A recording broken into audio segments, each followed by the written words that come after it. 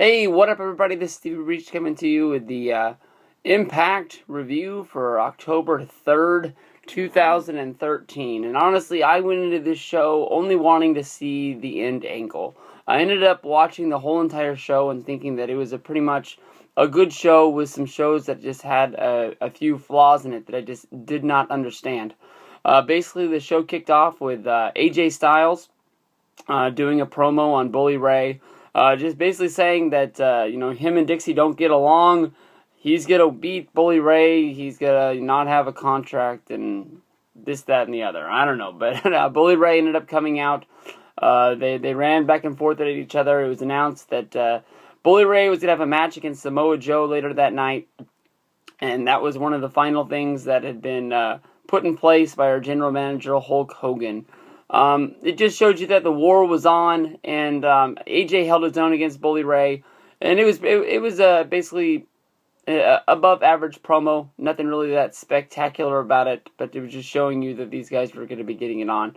First match of the night was a tag match that was based around the X Division. Jeff Hardy and Manic going up against Chris Sabin and Kenny King. Austin Aries came out and he joined the commentating team. This was a good match. It was won by Jeff Hardy and Manic, it basically, the one person that I feel bad for out of this whole thing is Kenny King.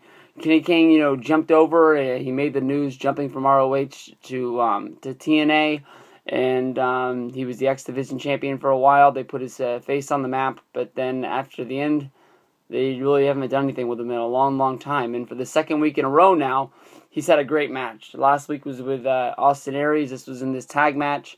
And the basis of this was they were going to set up an X Division Ultimate X match at Bound for Glory. It's going to be Jeff Hardy, Manic, Chris Sabin, and Austin Aries going at it in a four-way. I've never seen one of these. I'm pretty excited to see one of these. So all in basis is pretty good for a match at Bound for Glory. That they can put Austin Aries and Jeff Hardy in a match that's going to put their face out there. As Jeff Hardy said, this is the match he's never done before, so he's pretty pumped for it. So we'll have to see some high-flying action come Bound for Glory. They had a whole bunch of backstage segments of guys going up to Hulk Hogan and telling him what they think they should do. One of my favorite ones was later on in the show. It was Austin Aries, and he walked up to him, and he was trying to get him to make the right decision on what he should do. It sort of sounded like Austin Aries was trying to get him to turn into the old black and white Hollywood Hogan guy, making him sort of turn heel, which doesn't make sense since Austin Aries is a babyface right now. But he handed him some vegan vitamins and told him to say his prayers, and the answer would come to him. They did run a promo that they did, and whoever did it needs a raise, because I don't want to say it's one of the best, but it's up there. TNA, when it comes down to it, and they have to make a promo that shows the history of an angle, they do it spot on, and they do it pretty damn good. They pretty much, I think, have a better history timeline promo than WWE does. Because I think WWE, with the way they write their shows, and it's every week process, or a couple times a week process, if there's guys that they use on Raw and SmackDown, the shit can just, swim and jump up and down, back and forth and around. TNA seems to take a long-term booking plan, so the shit makes sense when they play it out on the screen like this. But they showed the history of Hulk Hogan, from him and Dixie Carter announcing his signing, at the Madison Square Garden. What was that, 4 years ago? And him and Eric Bischoff forming Immortal, making Jeff Hardy turn heel. Him turning babyface after putting the company on the line and losing to Sting. From there, it went into the Aces and Eights and the whole Bully Ray stuff, which led to Bully Ray turning into Aces and Eights with the marriage, and it was pretty good. It was something that I would want to look up on YouTube and put it in my favorites box so I can watch it somewhere down the line. Pretty good stuff.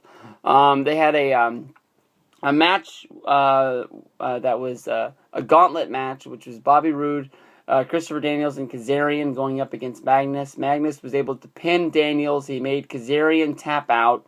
After he made Kazarian tap out, as he was watching Bobby Roode come down to the ring, Kazarian came out and cut his knee out from underneath him, making him like the wounded man. Like he already hadn't He already had fought 2 guys, and he was coming out to fight his third. But now he has to do it with no knee. So they were telling that story that he was hurt. Bobby Roode was able to beat Magnus, which made Magnus go into a hissy fit. Sting came out there. It reminded me a lot of like when Chris Jericho in WCW turned, and he was beating up the ring announcer. He didn't go that far, but he was having a pretty good crybaby attack out there. That he was saying to Sting that he had his chances, he had his tries, but the other guys in the group of Main Event Mafia, Samoa Joe, Kurt Angle, Sting, when they got their chances, they were able to cash in on those chances and win the big one. Sting brought up, being able to have a match against Ric Flair, and that was what put him on the map.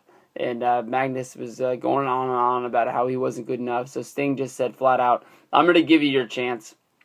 It'll be me and you at Bound for Glory, and we can see how good you are." This is no doubt in my mind that Magnus is probably going to win this match. But the funniest thing about it is after Sting gave his line, that was the crew. That was the point where the crowd was supposed to react, and nobody reacted. They just sat there like it was just another line in the promo. It was supposed to be this big moment of and nothing happened. Little Rock was a good crowd for Arkansas, but they just didn't catch on to that line for some reason. Dun, dun, dun, dun. That was the Austin Aries thing. Then they showed the promo.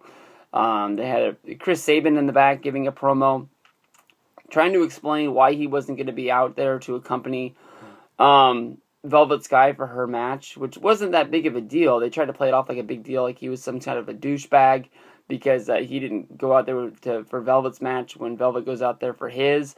But at the same time, Miss Tessmacher went out there for her match, and Bully Ray wasn't with her, and they played the Ace and Eights music and everything like that. So that brought me to the next thing, which didn't make any sense. Okay, they have Velvet Sky, and they have Brooke Tessmacher come out there for her match. Some chick, I don't even know, she looked freaking huge, came out, beat the crap out of both of them, left them laying before the match even really got started. A girl that reminded me a lot of like Awesome Kong and that sort of a look, without being as big and without being as wide. They said her name a few times, I don't even fucking remember. But I got no clue what they're doing with that, but I guess they have a new knockout that's probably going to take her name on there. If this chick came from the Gut Check, I honestly don't really remember her. She might be actually be having her first time in, and they actually, just really found her and signed her and just put her up on there. But that was the first time I think I've seen her. They showed a vignette for Ethan. He was with him. I don't know what he is. He said something about there better be lions as he was walking in. I don't know if this guy... I don't know anything about this guy. I couldn't tell who he is from the indies and where he came from, or if he was some other wrestler that was getting repackaged.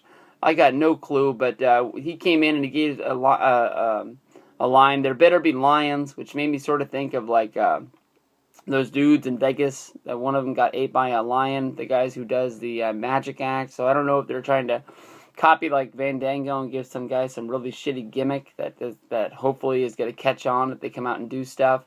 I don't know. WWF had a magician back in the early 90s. I can't remember what his name. He looked more like a mime, but that got nowhere. So I see this getting nowhere either. But I'm excited to see who the hell this Ethan guy is. They had a really, really, really good match. Samoa Joe versus Bully Ray. These guys were beating the crap out of each other. There was one point when I didn't know what the hell was going on. They were outside of the ring. Bully Ray wrapped up Samoa Joe like in a burrito using the mats. I think he did it honestly on accident when he was trying to peel back the concrete so he could give the suplex, not suplex, the fuck. He gives it up. What the fuck is that move called? The move that he did to Sting. The move that they don't really do no more. The move that he called the outlawed move that wrestlers don't use on each other because of how he's gonna drop his head down into the freaking cement. I don't even know why I'm blocking out on what the hell it's called. But then AJ Styles comes running out of the back, comes down, uses the ring, running and jumping and attacking Bully Ray. After he attacks him, he runs out into the crowd and He's celebrating with a whole bunch of people, and they're all with him. It reminds me a lot of like when Christian Cage won the title for the first time, and he was out in the crowd holding up the title. It was a lot like that to show that he was a man of the people, a man of TNA, and TNA wasn't giving him the shot. Oh, back to the point. It didn't make sense about the whole them making fun of Chris Sabin for not coming out there with Velvet Sky. Was they showed Tessmacher getting beat up by this big huge chick. And then immediately after that, they have Tessmacher out there on the floor in a match where she's managing Bully Ray, being in his corner. And Ace and Eights isn't even pissed that their chick just got beat up by this other chick. You would think that Bully Ray would at least send Knox and Bischoff to go find out who this chick is, lock her up in some room or something like that, and make her one of their stripper girls. But to me, I was a little bit lost on how just they didn't give a shit about Tessmacher at all. And they're making Sabin look like a douchebag because he doesn't care about his girl, but at the same time, Bully Ray doesn't care about his girl either. Then they came out, they did the Hogan versus Dixie Carter angle at the end to say whose side he's going to be on. Honestly, when it came down to it, I was way overthinking what was going on because what was going on in the ring was so bad with Dixie Carter giving Hulk Hogan a watch. And basically, I started to think, okay, Dixie Carter doesn't want AJ Styles. Dixie Carter doesn't want AJ Styles to be her champion. So that would mean that she wants Bully Ray to be her champion. So doesn't that mean that right now Dixie Carter is really supporting Aces and Eights? The biker group that came in to take over her company, now she's turning to where she likes those guys and she doesn't care that Bully Ray's the champion, when that was the storyline for so long, that Aces and Eights having their title was such a disgrace to TNA that all of a sudden you could, she just doesn't care anymore. Like, okay, maybe there's only 4 of them now. You got Bully Ray, you got Knox, you got Bischoff, and you got Taz. That's only 4 dudes. Maybe it's because it's not a whole bunch of guys running crazy, but at one point, didn't they attack Dixie? Didn't they steal Hogan's daughter? Didn't they do this, that, and the other? And now it's just like, who cares? Which makes me go back to that timeline thing that makes so much sense that they do. And that didn't fit into the timeline at all. It doesn't make sense. But basically, Dixie gave Hogan a huge, nice watch. A watch that Hogan said he'd never had anything like before. And he really appreciated it, which really blows my mind because of how much Vince McMahon money this guy has from working all those years. And I understand he got divorced and lost half that money, but he didn't buy himself a watch, or his wife didn't buy him a watch before the divorce. Like, this guy was getting CMT money for TV shows. He had more money than I could ever dream of. But Hogan quits, says he's out. Dixie held on to his legacy, dragged her up the ramp, and as soon as she figured out that he was really leaving, Dixie just went into heel mode and decided that she was going to fire Hulk, that he can't quit, I'm going to fire you, which did sort of save face a little bit, but I'm interested to see what Dixie's going to do from here on out now that she's out there on her own without Hulk Hogan. My feeling was, as I watched this show, is Hogan's going to be back. Hogan's not going to be back today. Hogan's not going to be back tomorrow. Hogan more than likely might not even show up at Bound for Glory. But he's going to come out on an Impact. He's going to come out on their next pay-per-view. Somewhere along the way, he has to either heal up on Dixie or he has to join Dixie. I can't tell which one it's going to be, but I think it's going to be that he's going to try to save the company from what she's doing. Where they go from there, I'm not 100% sure. Taking 2 steps back and looking at it, I don't think TNA really needs Hulk Hogan. I think that they got the most out of him for 4 years, and what they do from here is I'm not sure. So this is me. That was a great Impact. It was good times. Peace out.